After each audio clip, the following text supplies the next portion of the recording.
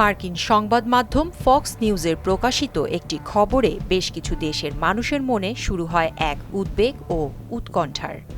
শুরুতে কেবল বলা হয়েছিল কয়েকটি দেশের নাম। বাংলাদেশ তখনও নিশ্চিত নয় সেই তালিকায় আছে না নেই। কয়েক ঘন্টা পরই ছবিটা পরিষ্কার হতে শুরু করে। নীরব উদ্বেগ রূপ নেয় বাস্তবে।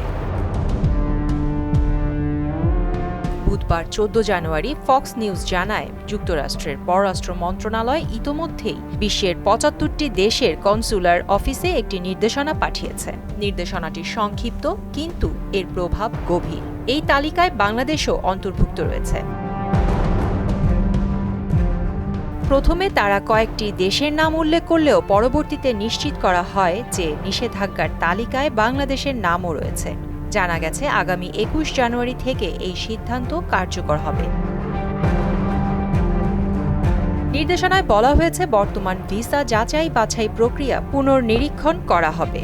এই সময়ের মধ্যে সংশ্লিষ্ট দেশগুলোর নাগরিকদের ভিসা আবেদন প্রত্যাখ্যান করার নির্দেশ দেওয়া হয়েছে। এ বিষয়ে যুক্তরাষ্ট্রের পররাষ্ট্র মন্ত্রণালয়ের মুখপাত্র টমি পিক্ট বলেছেন, পররাষ্ট্র মন্ত্রণালয় ভিসা দেওয়ার প্রক্রিয়াগুলো নতুন করে পর্যালোচনা করছে। সে কারণেই আপাতত ৭৫টি দেশের নাগরিকদের যুক্তরাষ্ট্রে প্রবেশ স্থগিত রাখা হয়েছে। মূলত যেসব বিদেশি নাগরিক আমেরিকার সরকারি ত্রাণ বা সুযোগ সুবিধার ওপর নির্ভরশীল, তাদের প্রবেশ ঠেকাতেই এই পদক্ষেপ।